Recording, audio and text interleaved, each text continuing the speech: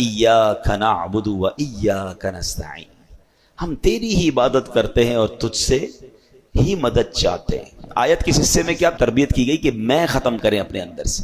ہم دنیا میں مالک نہیں محتاج ہیں، اپنی اسی محتاجی کو دل و جان سے تسلیم کر لینا ہی بندگی ہے۔ جب بندہ دل کی گہرائی سے یہ تسلیم کرتا ہے نا کہ میں محتاج بے بس بندہ ہوں، اب اس پر لطف و کرم کے دروازے کھلنا شروع ہو جاتے ہیں، اب اس پر بارش، کیونکہ پہلے یہ ایکسپٹ کرنا ہوتا ہے میں سب کچھ ہوں نہیں، میں کچھ بھی نہیں، میں محتاج، مالک تو سب کچھ ہے۔ ایاک نعبد و ایاک نستعین میں بندگی کا پیغام ہے، تیری ہی عبادت کرتے ہیں مولا، تجھی سے مدد چاہتے ہیں۔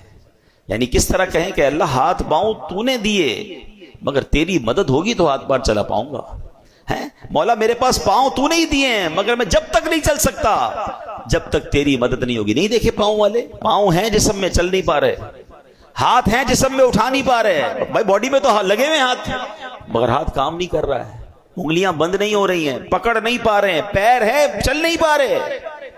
پتا چلا پیر کمال نہیں ہے، اللہ کی طرف سے توفیق ہوگی، مدد ہوگی تو پیر چلے گا۔ ہاتھ ہونا کمال نہیں ہے، ہاتھ میں رب کی طرف سے دی گئی طاقت ہوگی تو ہاتھ چلے گا نا۔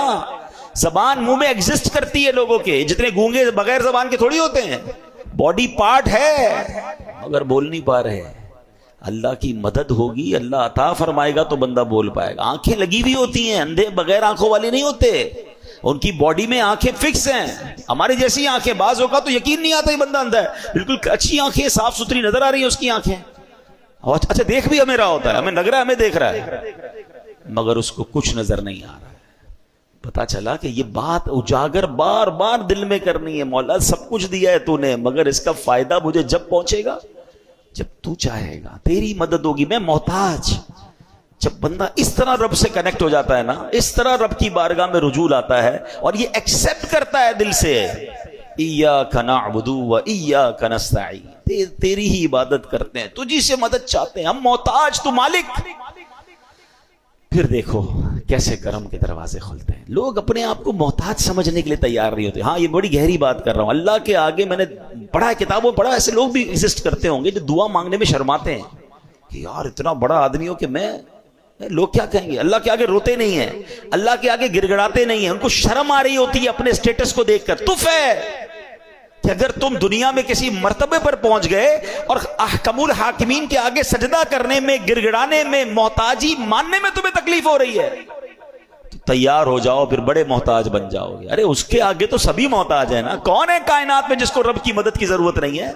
اگر آج مرتبہ، عزت، شہرت، دولت، کوئی مقام، کوئی سٹیٹس ہے بھی میرے پاس تو دیا کس نے ہے؟ ہم تو یہاں یہ سمجھاتے ہیں کہ اپنے ماں باپ کے آگے کبھی مت کہا کرو میں بڑا آدمی ہو گیا ہوں، یہ بھی غلطی کرتے ہیں لوگ۔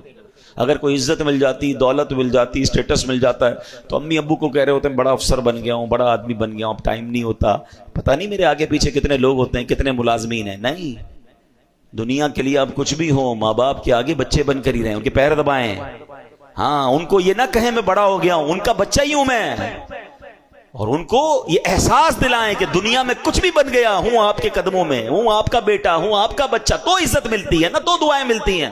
ماں باپ پہ بھی افسر ہی جھاڑیں گے، ماں باپ تو پھر بھی ماں باپ ہے، وہ تو رب ہے نا، خالق کائنات کے آگے تو میں محتاج، میں کچھ بھی نہیں۔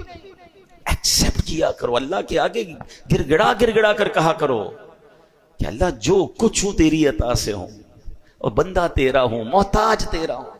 جس دن یہ کیفیت دل میں پیدا ہوئی نا کہ اللہ کے آگے بندہ سرنڈر کرتا نظر آئے، عاجزی کرتا نظر آئے، محتاجی کا اظہار کرتا نظر آئے، پھر دیکھو اس کی بارگاہ سے کرم کے کیسے دروازے کھلتے ہیں۔ یہ یاد رکھ۔